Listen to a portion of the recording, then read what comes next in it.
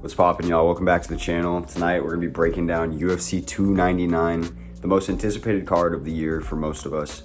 Probably the most stacked UFC card in a long time, honestly. In a really long time. It's fun that we're finally here on Fight Week. Let's just get straight into this card. The first fight of the night, Joanne versus Maryna Moroz, taking place at the 125-pound division. Flyweight. Maryna Moroz, I feel like she's just at a better point in her career, let's just say. She's younger, she's stringing together more wins than losses, while Joanne has kind of been on the backs of a bit of a skid. Just looking at her last couple of fights, she had that win against Luana Carolina, which was a split decision, but then prior to that, she lost 3 times in a row. Her last win before that was Jessica I, all the way back at UFC 257 Poirier versus McGregor 2. Which is just crazy to me. While as with Maryna Moroz, let's just go right to her Tapology account. I completely lied to you. Maybe I was thinking of somebody different. Maryna Moroz actually just came off of a loss to Karine Silva and Jennifer Maia, which are both kind of the same style, the complete opposite fight style of Joanne Wood, in all honesty. But wow, I don't know why I thought that she was off the backs of a win. You know what? This is a hard fight to call. I think I'm going to side with Moroz, simply because I think when it goes to the ground, she's going to have more tools, and I feel like she can get it there. She can dictate where the fight is, and the fighter that can do that most of the time wins the bout. Not all the time, but most of the time. Joanne Wood's a lot cleaner on the feet, so she needs to watch out in the boxing department, in the kickboxing. But I feel like Joanne just has like no snap on her punches. She's just not going to be throwing anything that threatens Maryna. So I'm going to be going with Maryna Moroz by a decision. And then we move up the card to the flyweight division. CJ Vergara taking on Assu Almabayev. This dude is looking like a crazy prospect, Assu Almabayev. He's from Kazakhstan, so you know he's already the real deal. As we just saw with the last guy that debuted from Kazakhstan a couple days ago, he literally dropped Umar really bad in the first round. Like, he still got dominated the rest of the fight, but he's the only person to put damage on him like that. It just goes to show that these Kazakhstan fighters are some serious contenders, honestly. And CJ Vergara, I really like him. He earned such a fan, and his stock rose so much in my book with his last performance, that comeback performance against Daniel Da Silva. But the thing is, Daniel Da Silva isn't that good, and he shouldn't have been doing that much damage to CJ Vergara to begin with. As we've, again, just saw last weekend, that dude doesn't look like he's UFC caliber. And CJ Vergara most definitely is, and his heart is out of this world. But I think Assu Almabayev is just going to be too much. He's so good everywhere, and I think he's just going to be landing better on the feet. I think he's going to be setting up takedowns on the feet with his boxing really well. He's going to be getting CJ taken down up against the cage multiple times. He's just going to wear on him. Eventually, he'll find what I feel like he'll find a submission. I think CJ's too tough to get TKO'd on the ground. He could get clean knocked out, but I don't see it happening. I'm going to go with Assu Almabayev via a third-round decision. And then we move up the card. Robelis Despaigne taking on Josh Parisian. This guy's 4-0. He's a heavyweight. I think like his last 3 or all of his fights have been under 18 seconds. I keep seeing that stat somewhere. This dude is a freak of nature, guys. He is so fast for a heavyweight, and he has just a ridiculous reach. He's genuinely a freak of nature. There's no other way to put it. He reminds me of somebody like Yoel Romero just debuting onto the scene out of nowhere. And funny enough, where's Robelis from? I gotta see this. For a second, I saw his flag, and I was just looking at it, and I thought, oh, it is Cuba. He's Cuban as well. It actually is so much like Yoel Romero and him debuting. Wow, okay. Well, I was going to side with this guy anyways, because it feels like Josh Parisian's just getting put here to be a punching bag. Let's be real. This guy's a freak of nature. He most likely is getting it done. That's probably my lock of the entire card. And then moving up the card, we got Philipe Lins taking on Ion Cutelaba at 205 pounds. I'm actually really high on Philipe Lins. Let me just see. Why haven't I seen him in a minute? Did he have some cancellations? He did. He had a canceled battle with Ion Cutelaba in 2023. And then his last win was against Maxim Grisham, then OSB. The OSB win put him on the map for me personally. And then the Maxim Grisham win just showed me that he's a little bit better than I thought he was. Ion Cutelaba kind of seems like he might be in a little bit of a career resurgence. But then he always falls like right back down. Like, he got a win over Tanner Boser. And that is kind of impressive to me, I'm not going to lie. But before that 3-fight skid, even though it was to good names like Ryan Spann, Johnny Walker, Kennedy Nzechukwu, it's hard to trust him because he does go on these types of skids. He beats fighters I don't think that he should usually beat. And then also he loses to fighters that I think that he should just wipe the floor with. So I'm going to be siding with Philipe Lins. I was already kind of high on him. I think that he could find the knockout shot and emphatically throw himself into the mainstream audience a little bit more. Moving on up the card, Michel Pereira taking on Michel Oleksiejczuk. Wow, we got a lot of difficult names to pronounce today. Michel Pereira, if you look at his tapology, it's actually crazy. I was looking at this the other day when I was doing research for this card. His last he's had 6 fights in his last 2 years that were canceled. He did get to see the octagon 3 times. He fought Andre Fialho, Santiago Ponzinibbio, and Andre Petrosky in those 3 years as well. But then he had a canceled bout with Fialho, a canceled bout with Muslim Salikov, 2 canceled bouts with Thompson, a canceled bout with Sean Brady, canceled bout with Marc-Andre Barrios. Like, I need this guy to get to the cage, and I honestly am nervous that he might be one of the cancellations that happens this week, because I am kind of predicting that something has to fall off this beautiful card. Something has to fall off. But if you look at it, aside from the cancellations, he's on a 6-fight win streak in the UFC, which is crazy. Craziness. And a couple of them are finishes. A lot of them are good names. Honestly, most of them are good names for welterweight, especially Chaos Williams. Like that was I called it back in the day, but that was a sleeper win to add to his resume. I'm gonna be siding with Michel Pereira. I think he's just too fast and explosive, and when he really is trying to knock you out or put damage on you or just fight technically, he does it beautifully. Michel Oleksiejczuk, he's coming off of a knockout and in a fight that I thought he was going to lose, and he was getting battered at the beginning, but he comes through, finds a knockout with his hands, and he usually does. He's pretty solid at that, but I just don't think that he's going to be able to do it against somebody like Michel with that frame and that speed and that kickboxing prowess. So I'm going to go with Michel Pereira. I think it's going to be... No, I can't say a decision on a fight like this. This has got to be a knockout. Somebody has to get knocked out. I'm going with Michel Pereira. I'm going with Michel Pereira knocking out Michel Oleksiejczuk. Golly.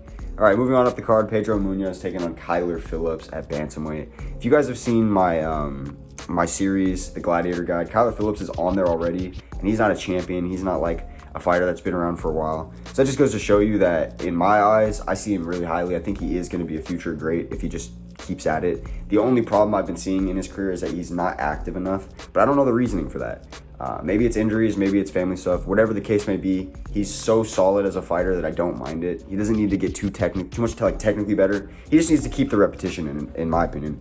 And against somebody like Pedro Munhoz, this is the type of guy that can come in and you're like a 2-1 favorite and he busts that. This is the type of guy that comes in and everyone is really expecting you to beat him, and then he finds a way to beat you in a really close, weird fight. Kind of like what Alex Perez was starting to do to Muhammad Mokaev last weekend.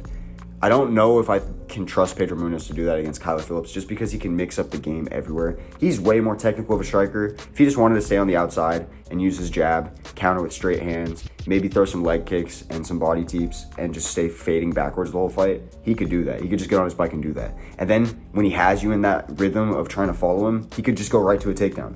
And it'll be clean too. Thing is, I don't think he'll be able to hold someone like Munhoz down on the ground, so this will most likely be a kickboxing fight. I think Kyler's going to take it 2-1. Pedro's going to find his rhythm in like the second or the third, but it's not going to be enough. So I'm going to be siding with Kyler Phillips via a 2-1 decision, unanimous decision, 29-28. Moving on up the card, we've got Mateusz Gamrot taking on Rafael dos Anjos, Rafi dos Nachos at lightweight. We're back at lightweight. Rafi dos Nachos just fought at welterweight. It confuses me that he's going to be doing this up and down shit. Like, maybe he really just wants the bag at this point and he doesn't care about the belt. But he always talks like he still cares about the belt, and he still views himself as like one of, if not the best fighter in the world. But this is going to be a really tough one for him. Mateusz Gamrot, that constant in your face, throwing hands in your face, and then going for takedowns and chasing you on the ground. Rafael was not handling takedowns from Vicente Luque, who's not a grappler in any sense of the word. If anything, he's a jiu-jitsu practitioner, and he's not even really that. And Mateusz Gamrot is strictly a wrestler. He is probably the best grappler at lightweight right now, in my opinion. Like, scramble-wise, shot selection, timing, what types of shots they go for, I just really think he has it. He has more than Islam, and he literally proved that he had more than Arman. Because if you're going to argue that Arman won that fight against him, you're arguing it based on the hands, not on the grappling. Mateusz did enough in the grappling, and was honestly the more dominant grappler. And I think it's just going to be too much for Rafi Dos Nachos, so I'm picking Mateusz Gamrot via a... Can he get a sub? No, I don't think he's going to get a sub, but I think he is going to maybe TKO Rafi on the ground. Even though Rafi's tough, I'm going to go with Mateusz by a second round TKO with ground and pound. And then we move up the card. Caitlin Chookagian, or now it says Caitlin Sermonara, so I guess she got married or something. Congratulations. And we got Maycee Barber taking on Caitlin. This is tough, and when you see the money line and Maycee's a 2-1 favorite, it makes me want to go with Chookagian even more, because she has not only the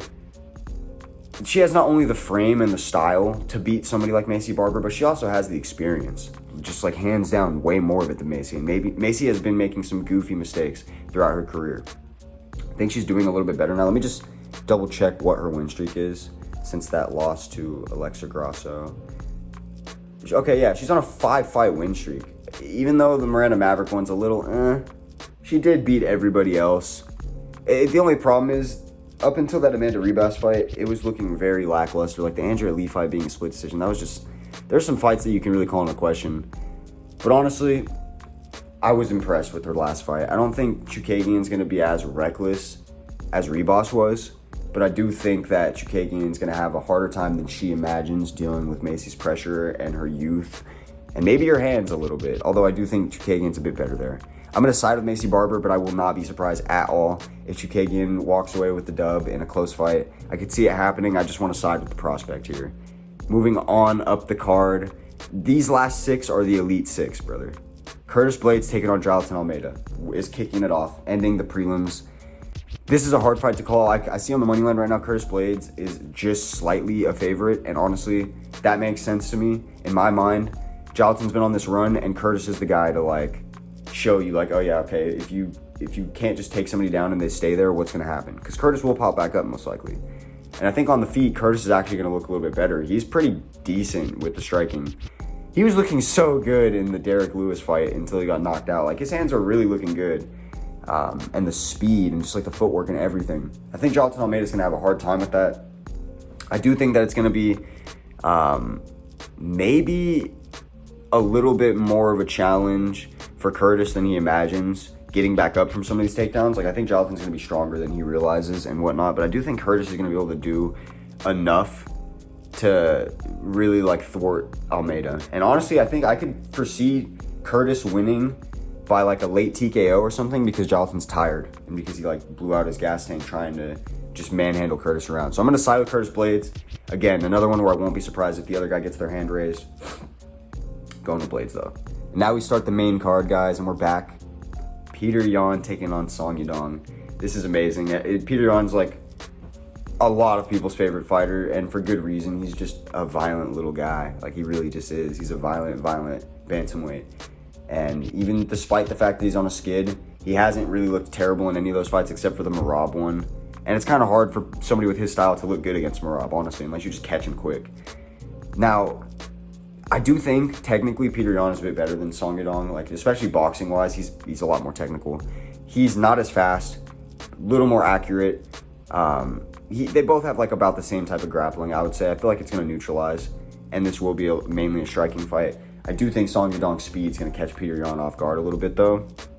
And although my better judgment is telling me to side with Petr Yan, I will be picking Song Yadong here. I'm going to be picking him by a decision, 2-1. I think he's going to drop Petr bad, and it's going to change the pace of the fight. But prior to that, Petr will just be, wiping the floor with him a little bit. A problem that Petr has had in his career is just being a little bit too slow at the beginning. So he needs to clean that up and use the first round to establish his pressure. Because if you give Song Yadong that first round, you might just end up knocked the fuck out, honestly. So I'm going to side up Song Yadong.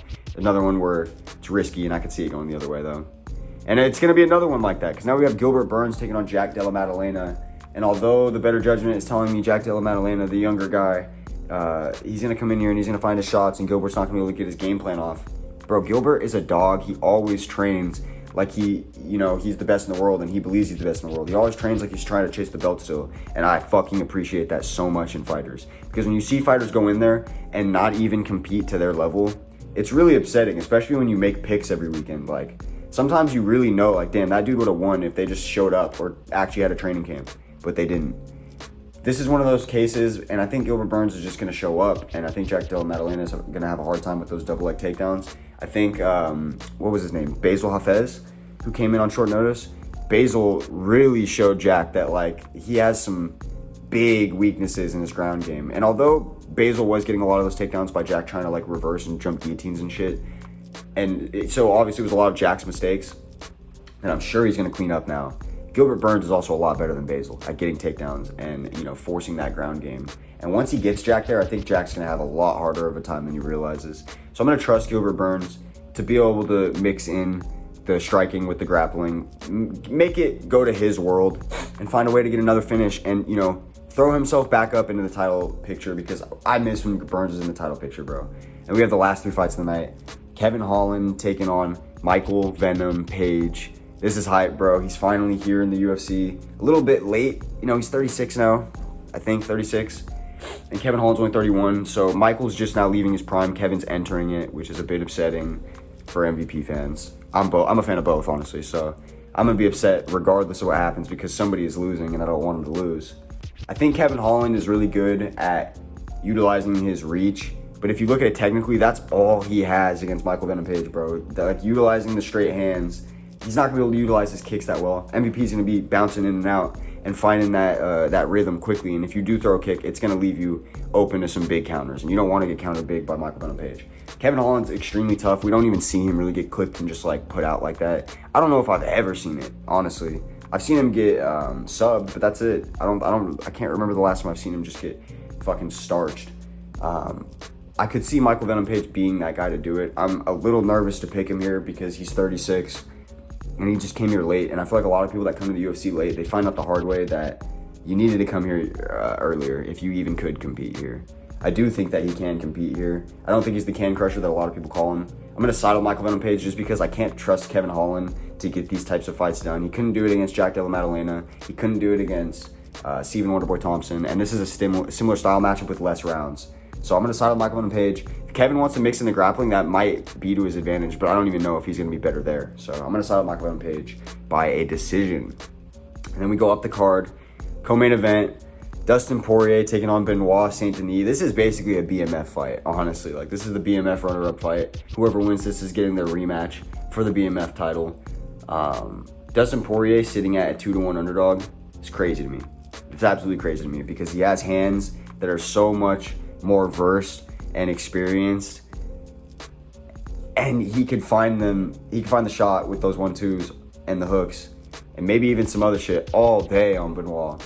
But I do think that Benoit's heart, his toughness, his experience with the military and just a rough life, he's a rough guy, it's going to help him a lot because when you have that type of experience to fall back on, it just makes it so when you're in a tough moment like Dustin Poirier is lighting you up, you find your way through the fire, bro. Like, you're going to, because you've just been through enough. You've seen enough.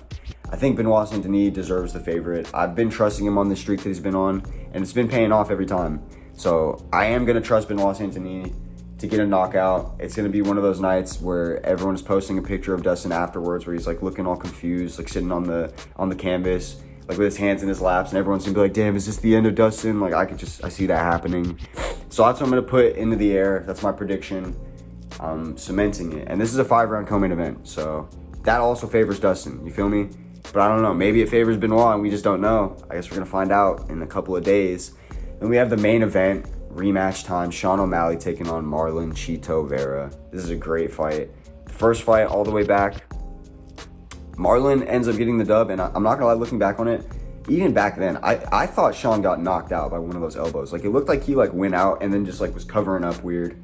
He'll obviously vehemently deny it, but I really think that he probably got starched worse than he expected to. And just, like, seeing how floppy he was on the ground was really upsetting. But he has put on a bit of muscle since that fight. And he has also just gone back on the streak that he was on prior to that. Like, just knocking everybody out. He's doing it emphatically.